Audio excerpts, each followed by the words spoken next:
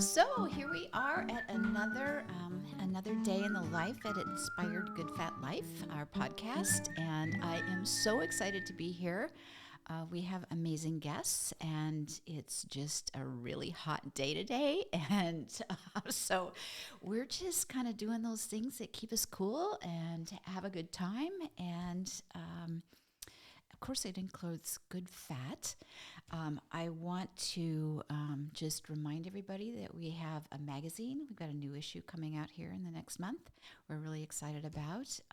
And that said, I'm going to introduce my deli girls from Stateside Deli, as we fondly call them, Danielle McCreary and Rachel Schmitz. So welcome, guys. Thank you. Girls, I'm Thank sorry. you so much. Thanks for having us. It's so exciting to be here. So tell me, where do you want to start? So tell me about your deli and why.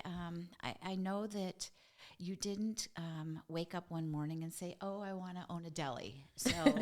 So how did that happen? And because this is really a wonderful story on stepping into the circumstances that present, right? Absolutely. Right. Yeah. So go ahead, Danielle. So it started with both of us were in a position where we were in the community and looking to take a new direction in life. I had started working at the deli about 7 years ago, and I worked for the original owner. He actually ended up selling it to the man that we bought it from, and his name was Joe. We were running the deli together for him for about 2 years. And you and Rachel both? So yes. Rachel was there too. And is that how you guys met? Yes. It sure is. Okay. Yeah, because I was actually serving, and then I had to make a transition into the kitchen because the whole staff left when he sold the business to Joe, the old owner. So we were hiring, and Rachel came in looking for a job, and I interviewed her and hired her on the spot. Okay. I knowing Rachel, I can understand why, right? Yep.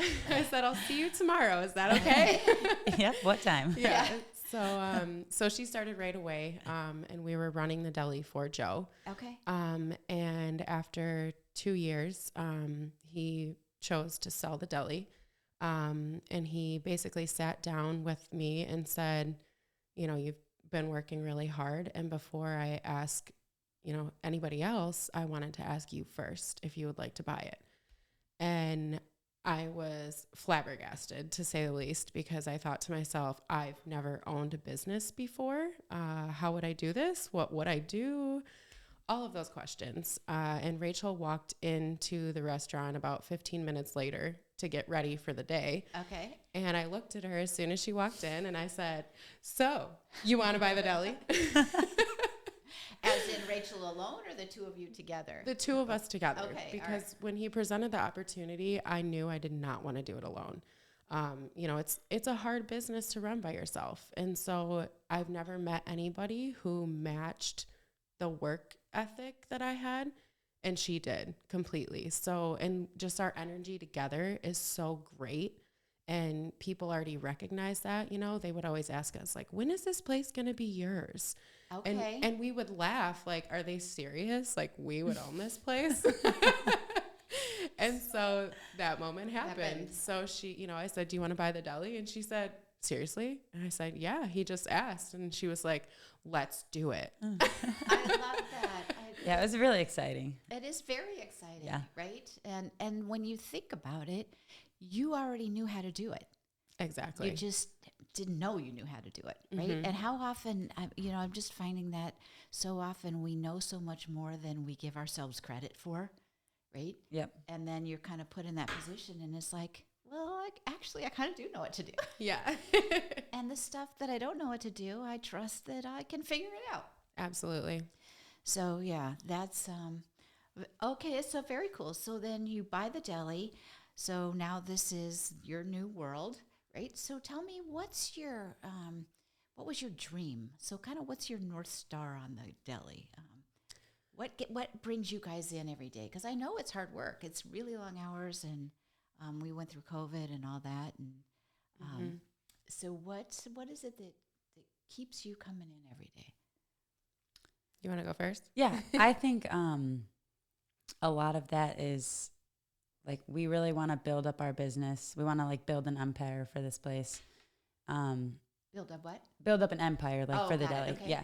And I think it's really easy to do because of the community that comes in for us. They're all amazing. Like everybody that comes into the deli is 90% regulars, and they really love us and they love what we do and they love how hard we work. So I think that we would really just love to build it up to like its potential and then keep going after that. Like we really take pride in what we do. And so it's easy to come into work every day with how much we love what we do. Got it. Well, and the environment is, it's community, Yeah. right? There's such a strong community, and the smiles are there, and the happiness is there, and you can't leave. I mean, you can come in anyway, but you leave feeling better than when you came in. Yes. And that's a big deal, right? Absolutely. Right? So and that starts with you guys and your energy. So tell me about the food, because I know you've made a lot of changes. Yes. And that was important. So talk about the food. Yeah. So that was a big thing. You know, you ask about what keeps us going, and that's something that keeps me going because I've always loved to cook. So when we first bought it, we wanted to make very specific changes. You know, we wanted to use real butter instead of fake butter, you know, grilling your sandwiches, using your hash brown potatoes. We wanted a better lettuce product. We wanted more fresh and more quality ingredient. We already had quite a few quality ingredients, but, you know, we just kind of needed to weed out, you know, little things. But, you know, we provide food that we would eat, and we're picky eaters. So it's like, I want a salad where the veggies were chopped today, not 2 days ago or 3 days ago. So, you know, we've got really fresh salads, really fresh wraps, great soups. We're best known for our corned beef. So it's the best you're going to get in the area. We're a little biased, but. Well, your chili even beats my grandfather's recipe. And, you know, that is like, I thought was impossible to do. So, that is good stuff. And I just learned today about your French onion soup, which. Yes. So good. Okay. So I got to bring my husband in for that one too. Yes. Because he loves that stuff. Absolutely. Yeah. So, so quality, so isn't it was it kind of, did you love that, that freedom and that ability to just be able to now say, oh, we want to use butter. We can use butter. Absolutely. I mean, the things that, you know, it's funny, I would ask Rachel about any change I would make because, you know, I do the majority of the cooking. She makes the chili, but, you know, interchangeably, sometimes I'll make it or whatever. But one of the other things that we changed was they used to use canned sausage gravy. So that was like immediately something I wanted to do differently. And it's just really neat because you kind of get to experiment, and, you know, it took a while to get to where the gravy is now. But like in the process, you have like your customers like, oh, it's really good. Maybe you could do a little bit of this, or, you know, and so I really appreciated the customer feedback on the people who are so regular because they're the ones who are always eating your food. You know, like we had somebody who said, I think you should just add a little more sugar to your pancake batter.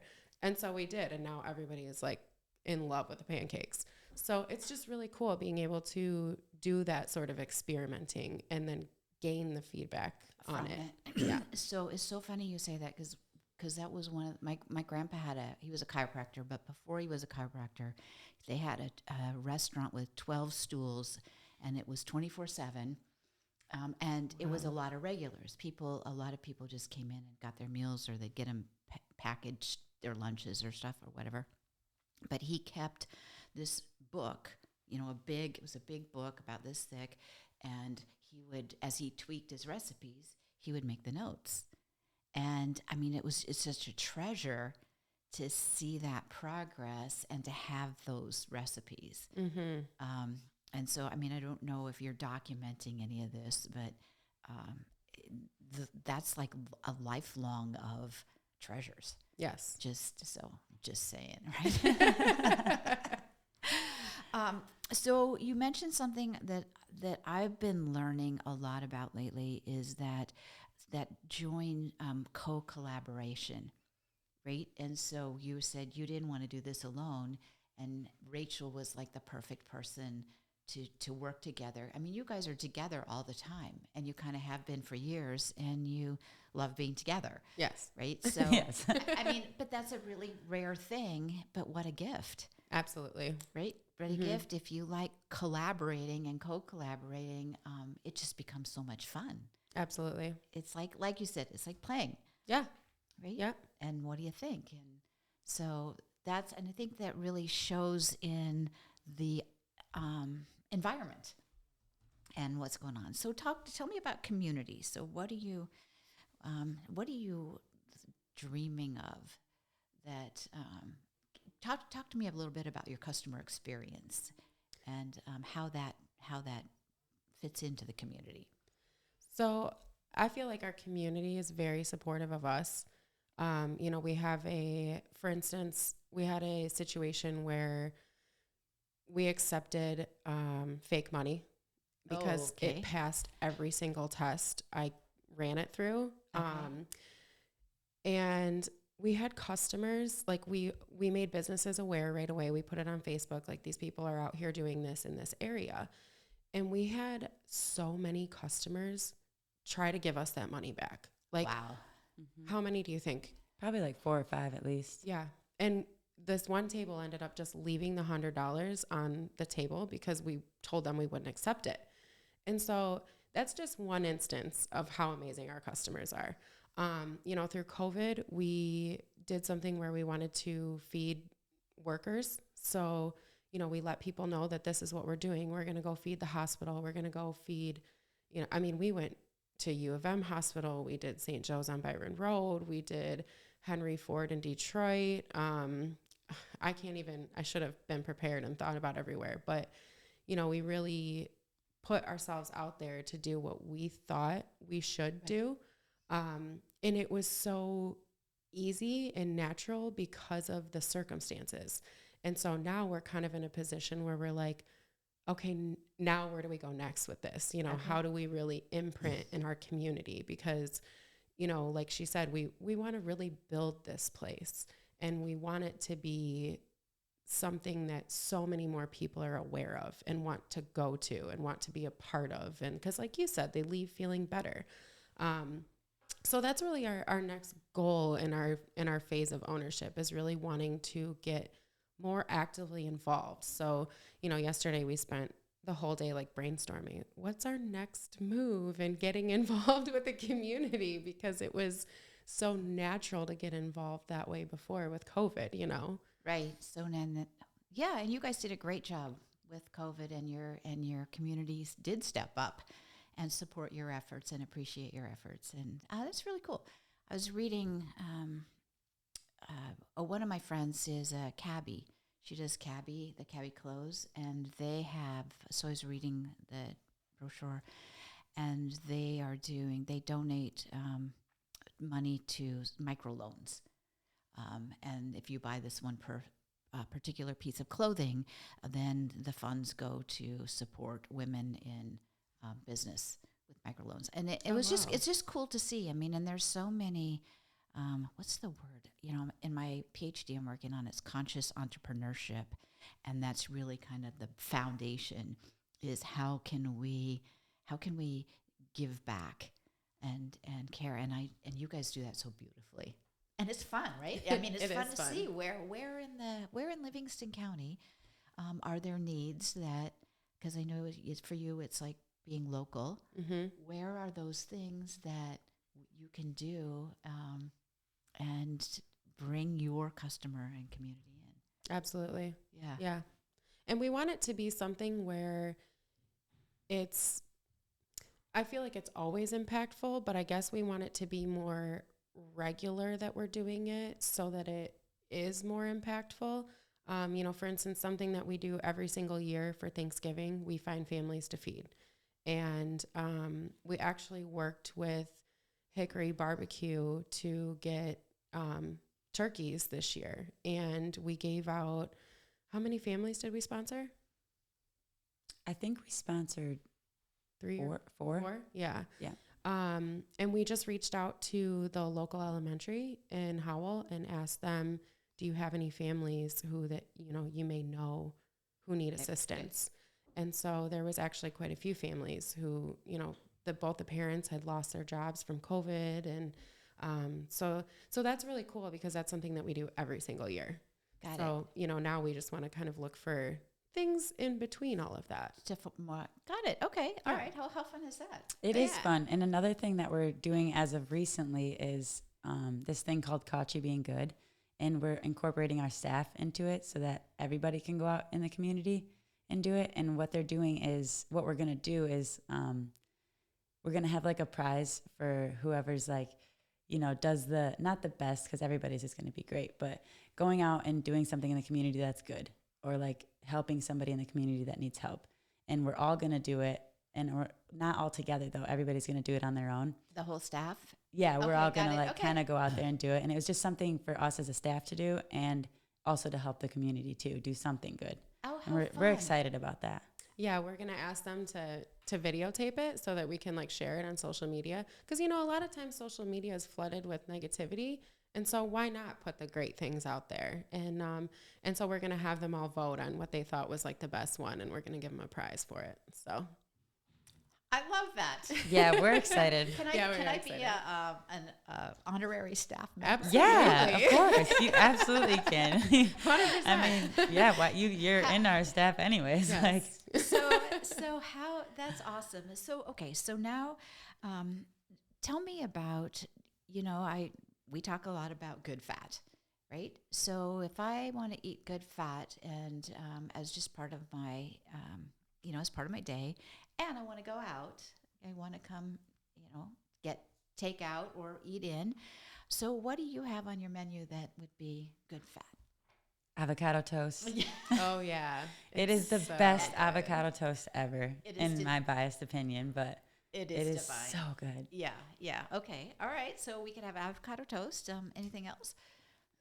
That's my first go-to. But, like I said, our salads are so good. We've got really good wraps. Really, you can't go wrong with anything you get on and the your menu. corned beef omelets. Yes. And your omelets. Yes, you do. You have a full menu.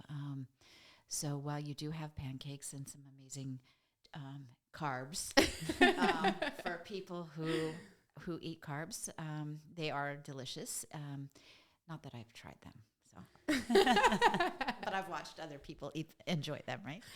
So, but yeah, there are lots of choices. Mm-hmm. There's lots of really good choices. So, well, cool. So, what? So we've kind of talked a little bit about your future and about the community. So, what are like your biggest challenges? What have you found as being the biggest thing to get over? The hurdles, I guess. I think that currently, right now, one of the biggest challenges is like inflation with fair enough. How it's going up and then going down a little bit and going up more. That's been a little tricky, but we always find a way to make it through that. But that's definitely been a hurdle. So I bet, and how do you manage it so that you stay whole as a viable business, a profitable business, and can support the community and still provide this level of quality and service and everything that's important to you? So that becomes it's tricky. And I think honestly, because we're both very hands-on owners, I think that's what saves us through inflation because, as you know, we can't change our prices every time inflation hits you really hard, but being an actively hands-on owner, we still have to pay a bit in payroll, but your payroll is a little different when you don't have like an executive chef, if you will, or, multiple servers, because she can be one server. So, I honestly think that that's what saves us, as well as the community support. It's the regulars that come in. It's the people who continue to show up for us every day.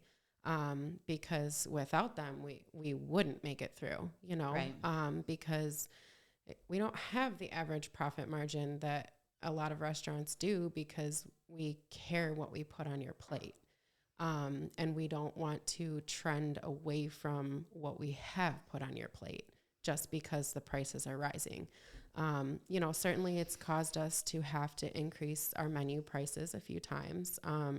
But, you know, as we were learning as new owners, we should have already been doing that, and we weren't. So, you know, we went 3 years, 2.5 years without changing our prices. So, you know, we should have gotten on that boat a little sooner, but, you know, with guidance, we were able to finally start to do that. So, but it's tricky because, you know, you've got a lot of people who don't understand, and it's like, we're not here to, I mean, we're here to make money, but we're not here to make all the money in the world. We just want to have an impact on our community. We want to have a place that people can go and have quality food and a quality experience. And I think as long as we continue to provide that, you know, hopefully it'll grow to a place where the inflation isn't so impactful on us. Well, and hopefully it'll level out and reverse at some point. Right. Right. And it will. I mean, we talk, I'm obviously a lot older than you guys. And it's like, well, we've been through this before, Right. you know, and we're still standing. So it'll be fine. Yes. And a lot of it, is so much is attitude. And you guys have such great attitudes, like, and that makes it, it just makes it like, okay, we're going to figure this out and we're all in this together. Right. And who doesn't want to be in a space where there's that sense of, okay, we're going to figure this out. And like I said, we're all in this together, and it's not, I don't know, that doom and gloom kind of stuff. Right. Right. So cool. So what, is there anything that you, want people to know, or experience, that you just want people to know about the deli that they may not know? You know, I feel like most people already know, like, the energy that we surround the deli with, and that's really why they come into the deli, for the food, of course, too. And that's, you know, they're like 50-50, but when people come in, like we were talking about earlier, and not everybody might know this, but you will absolutely leave feeling better than when you got there. Yeah, and it's just the food and the people. Like, our whole staff is super welcoming, and they do everything they can to, like, make you feel good. And that's, like, something that's big with us at the deli, is we want everybody to feel good, and you will feel good. I don't think I've experienced anybody leaving, like, not as happy, or, like, they never left angry, or they always left with a full stomach and a good attitude. I mean, they usually come in with one anyways. Right. We have really good people, but I mean, I think that's something, if not everybody knows that, they should know that. I think most people do know that, because you can feel the good energy when you go in there. And like she said, our staff is amazing. They really are. You know, they're so supportive of us. And so I think that's kind of I feel like most people know that, but I think that that's something that's really kind of a kept secret too, though, is like how great our staff is. It's like, we're not a family, but we're a family. You know, we call them our kids. Partially because I could be some of their mothers because of the age difference. But You hide it well. You hide it well. I keep thinking you and Rachel are the same age, and it's Rachel's age, not yours. well, that's great. A lot of people say that. But one of my employees actually called me prehistoric the other day. So I'm actually learning how old I actually am. That's hysterical. But that's how fun our staff right, is, right? You know, we can goof around and tease each other, and But you've created that culture. Yes, 100%. And that's you know, it's, and that you don't see that every day. That's really unique, and it's priceless, and what a concept, right? Yes, 100%. I watch do you guys watch the Tony Awards? No. No. I absolutely love them, and they were on Sunday, and it's the music and the theater and the costuming and everything. But the thing I love the most is like the collaboration. And this year they were particularly vocal and intentional about being sure that when the shows won, everybody associated with the show, including the COVID people and the script writers or whatever, all of it were on the show, because they're like, without everybody doing their best, we wouldn't be here. And I literally had tears running down my face, because there's just something so magic about that collectiveness. Absolutely. Right?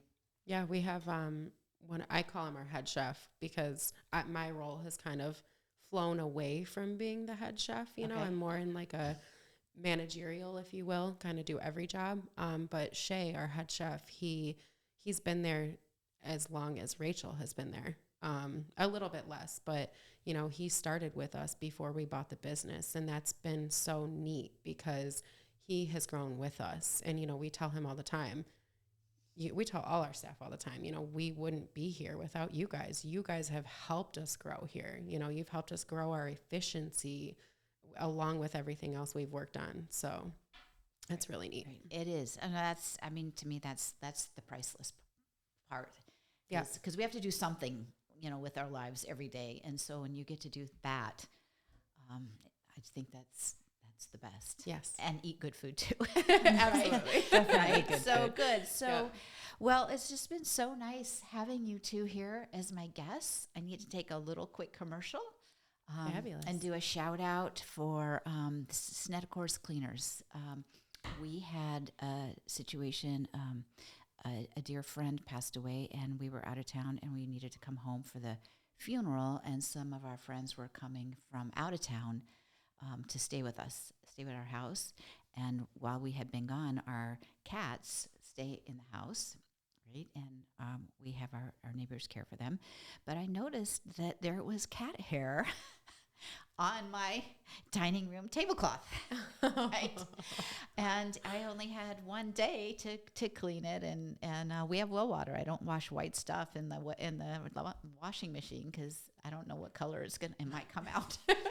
So I called Snedecor's. I said, "Hey, can you get this back to me in a day?" And of course they did. They picked it up on my doorway and brought it back. And so it just it was so stress-free and so nice to know that I didn't even have to worry about that. But you can't have guests and have a tablecloth, your summer tablecloth, have cat hair on it, right? So I want to just do a shout out that what an amazing other company that's out there that provides such stellar service and really cares about their people They really do. as well. So hats off to them. So, well, thank you. Any final words that you want to share? We hope to see you at the deli. There you go. Yeah, and thank you so much for having Yes. us. Thank you. Thanks for being here. And I can't wait to have avocado toast. So, right? Yes. So I will be in to get some avocado toast this week. And we'll just look forward to go out and continuing to live our good fat life. Thank you so much, Yes, Sherri. thank you. Thank you.